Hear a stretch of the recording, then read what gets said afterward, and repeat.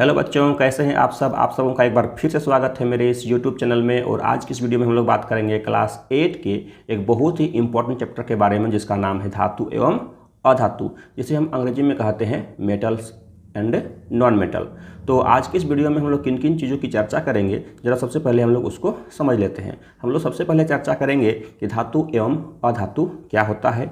उसके बाद हम लोग चर्चा करेंगे धातु एवं अधातु के भौतिक गुण क्या क्या हैं। उसके बाद हम लोग सीखेंगे धातु एवं अधातु के रासायनिक गुण क्या क्या होते हैं। और अंत में हम लोग जानेंगे धातु एवं अधातु के उपयोग क्या क्या हैं। तो चलिए हम लोग वीडियो को शुरू करते हैं। अभी आप देखिए मेरी स्क्रीन पर आप देख सकते हैं कुछ दैनिक जीवन में उपयोग होने वाले चित्र को, वस्तुओं के चित्र को दिखाया गया है। अगर आप इन चित्रों को ध्यान से देखेंगे तो आप ये समझ सकते हैं कि हमारे आसपास मिलने वाले, आसपास पाए जाने वाले वस्तुओं के चित्र हैं। आप यहाँ प्लास्टिक के कुर्सी देख सकते हैं, स्टील के गिलास देख सकते हैं, सोने के आभूषण देख सकते हैं, टीन के डब्बे देख सकते हैं, प्लास्टिक के आयरन देख सकते हैं, तांबा के तार देख सकते हैं, और कोयला के चूर्ण देख सकते हैं, ग्रेफाइट देख सकते हैं, कार्बन देख सकते हैं। बहुत सारी चीज़ों को आप देख सकते हैं। इसके अलावा भी हमारे दैनिक जीवन में हमारे आसपास बहुत सारी चीज़ें उपस्थित होती है जिन्हें हम रोज़मर्रा के जीवन में देखते हैं। अगर आप इन सभी चीज़ों के बारे में ध्यान से सोचें तो इन प्रत्येक वस्तु में कुछ न कुछ गुण होता है, और उस गुण के आधार पर अगर हम इसे कैटेगरी में बांटना चाहते हैं कि किस वस्तु में कौन सा गुण है, तो चलिए जरा हम लोग उसको देखते हैं कि किस वस्तु में कौन सा गुण हो सकता है। तो सबसे पहले हम लोग गुण को समझते हैं। जैसे कोई वस्तु कठोर हो सकता है, कोई वस्तु मुलायम हो सकता है, किसी वस्तु में लचीलापन होगा, किसी वस्तु में लचीलापन नहीं हो सकता है।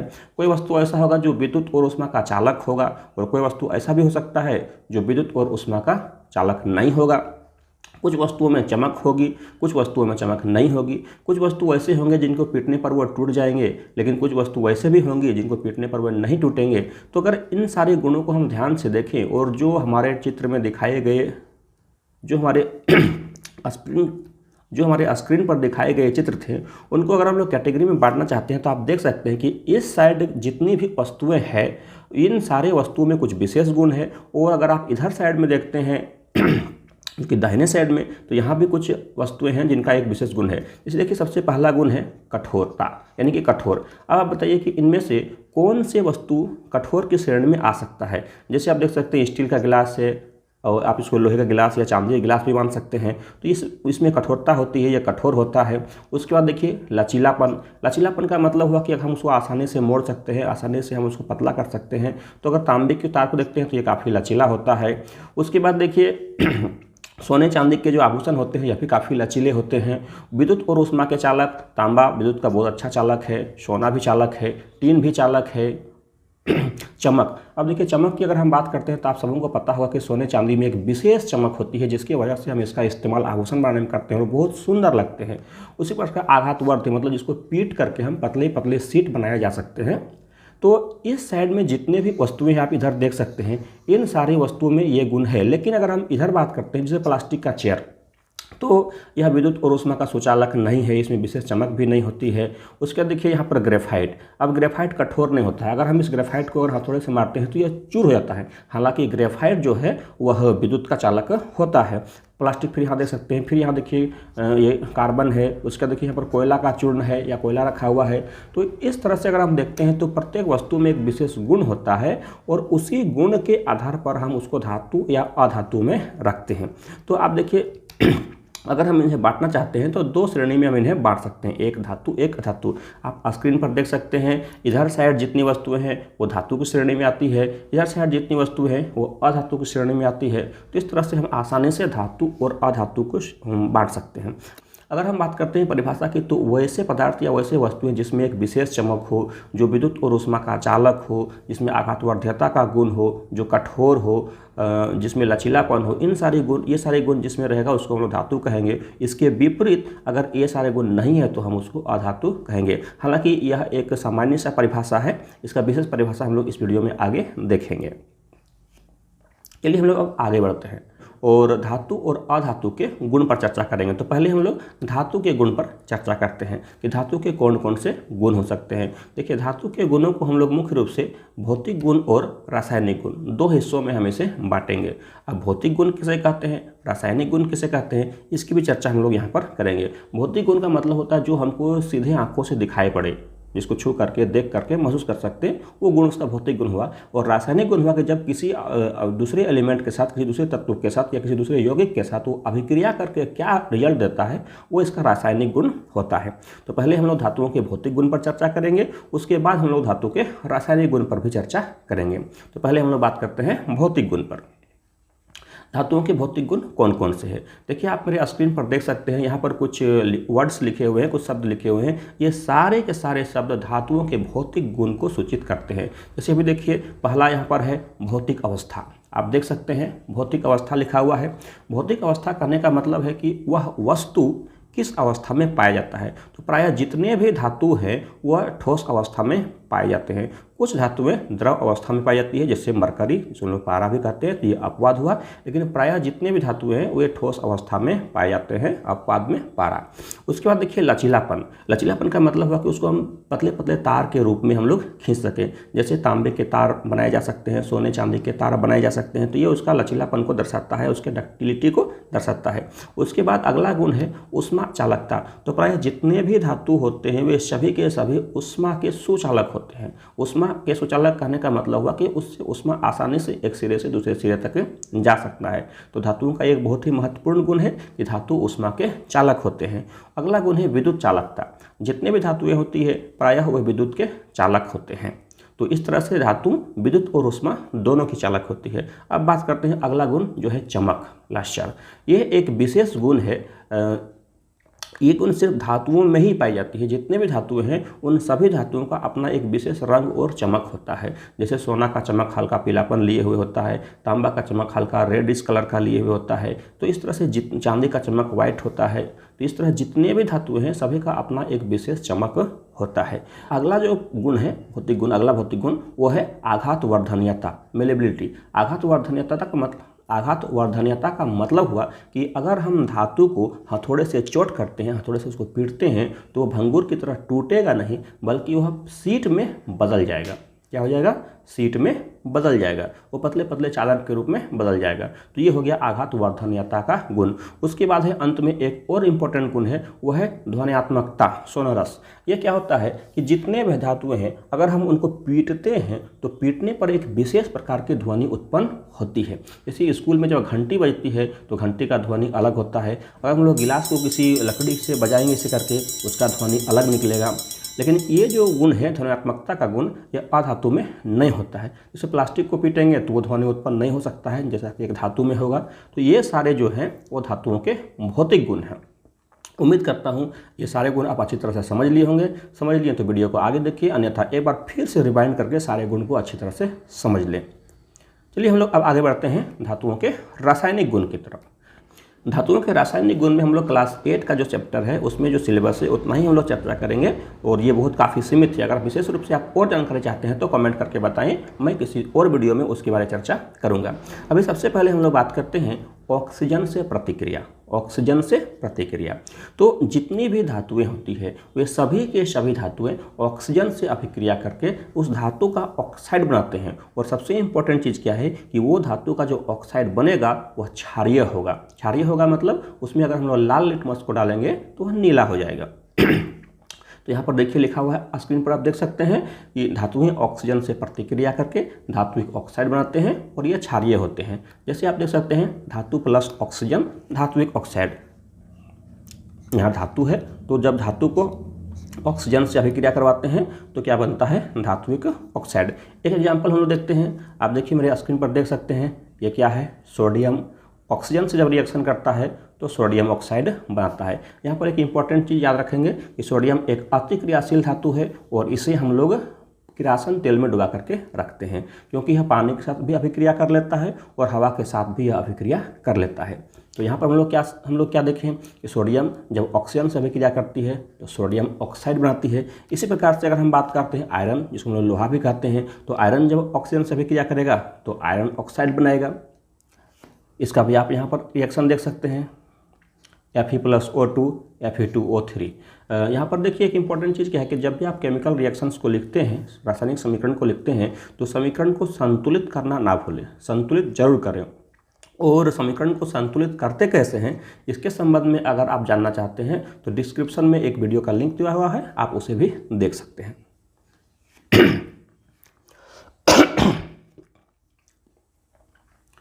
चलिए अब हम लोग बात करते हैं दूसरा रासायनिक गुण का। दूसरा रासायनिक गुण है जल से प्रतिक्रिया। तो जितनी भी धातुएं हैं वह जल से प्रतिक्रिया करके धात्विक हाइड्रोक्साइड बनाते हैं और हाइड्रोजन गैस मुक्त करते हैं। यहाँ पर एक बात बताना इम्पोर्टेंट है कि बहुत सारी धातुएं जल से प्रतिक्रिया करके धात्विक ऑक्साइड बनाती है और हाइड्रोजन गैस निकालती है, और बहुत सारी धातुएं ऐसी भी होती है जो जल से प्रतिक्रिया करके धात्विक हाइड्रोक्साइड बनाते हैं और हाइड्रोजन गैस निकालते हैं। एक एग्जांपल हम लोग देखते हैं, धातु प्लस जल, धात्विक हाइड्रोक्साइड प्लस हाइड्रोजन। यहाँ देखिए एक धातु हमने लिया सोडियम, उसको जल से प्रतिक्रिया कराया। आप यहाँ देख सकते हैं स्क्रीन पर, ये देखिए सोडियम है, उसको हम लोग जल से प्रतिक्रिया कराते हैं। जैसे जल से प्रतिक्रिया कराते हैं तो NaOH यानी कि सोडियम हाइड्रोक्साइड बनता है और हाइड्रोजन गैस यहाँ से हमारा मुक्त हो जाता है, हाइड्रोजन गैस यहाँ से निकलती है। तो इस तरह से जितने भी धातु हैं, अगर सोडियम जल से किया तो सोडियम हाइड्रोक्साइड बनाया, पोटेशियम जल से अभिक्रिया करेगा तो पोटेशियम हाइड्रोक्साइड बनाएगा। तो इस तरह से जितने भी धातुएं हैं जब वो जल से प्रतिक्रिया करेंगी तो उस धातु का हाइड्रोक्साइड बनाते हैं। अब तीसरा हम लोग रासायनिक गुण पर चर्चा करते हैं जो कि है अम्ल से प्रतिक्रिया। ये बहुत ही इंपॉर्टेंट है, इसको बिल्कुल ध्यान से देखना है। तो अम्ल से प्रतिक्रिया क्या है कि जब कोई धातु अम्ल से प्रतिक्रिया करती है तो लवण बनाती है, लवण बनाते हैं और हाइड्रोजन गैस मुक्त करते हैं। इन दोनों लाइन को आप बिल्कुल याद रखेंगे कि धातुएं अम्ल से प्रतिक्रिया करके लवण बनाते हैं और हाइड्रोजन गैस मुक्त करते हैं। एग्जाम्पल हम लोग देखते हैं, सोडियम को तनु हाइड्रोक्लोरिक अम्ल के साथ अभिक्रिया करवाते हैं तो सोडियम क्लोराइड बनता है और हाइड्रोजन गैस मुक्त होता है। जैसे देखिए यहाँ पर सोडियम है, इस सोडियम को जब तनु हाइड्रोक्लोरिक अम्ल यानी कि HCl से अभिक्रिया करवाते हैं तो सोडियम क्लोराइड बनता है और साथ ही साथ हाइड्रोजन गैस मुक्त होता है। अब ये हम जानेंगे कैसे कि हाइड्रोजन गैस ही मुक्त होता है, तो इसके लिए तो हमको एक्सपेरिमेंट करके देखना होगा। तो अगर आप चाहते हैं कि उसका एक्सपेरिमेंट का वीडियो मैं बनाऊं तो कमेंट करके मुझे बताएं, मैं उसका भी वीडियो आपको सामने लाऊंगा।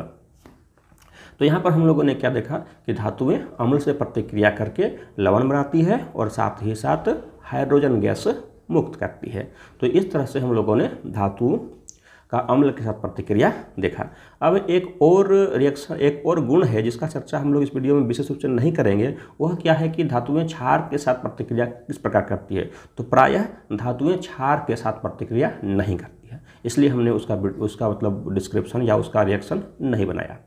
चलिए अब हम लोग चलते हैं अधातु के गुण की तरफ। तो जिस प्रकार से धातु का भौतिक और रासायनिक गुण हुआ, उसी प्रकार से अधातु का भी भौतिक और रासायनिक गुण होता है। तो हम लोग बात करेंगे अधातु के भौतिक और रासायनिक गुण के बारे में। तो धातुओं का भौतिक गुण और अधातु का भौतिक गुण जस्ट एक दूसरे के विपरीत है। तो पहले हम लोग अधातुओं के भौतिक गुण पर चर्चा करेंगे और उसके बाद हम लोग रासायनिक गुण पर चर्चा करेंगे। तो अधातुओं के भौतिक गुण अब मेरे स्क्रीन पर देख सकते हैं, यहाँ पर अधातुओं के भौतिक गुण लिखे हुए हैं, जैसे निष्प्रभता या गैर चमकदार। तो जिस तरह से हम लोगों ने देखा था कि धातुओं में एक विशेष चमक होती है, लेकिन इसके विपरीत अधातु में एक विशेष चमक नहीं होती है।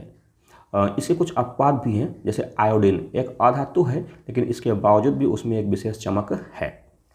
भंगुरता ब्रिटल, भंगुरता का मतलब क्या हुआ कि अगर हम उसको हथौड़े से चोट करते हैं तो वह चादर के रूप में नहीं बदलेगी बल्कि वह टूट जाएगी। जैसे सल्फर, फास्फोरस, ये सब ऐसे अधातु हैं कि अगर हम इसको हथौड़े से चोट करते हैं तो यह टूट जाएगी।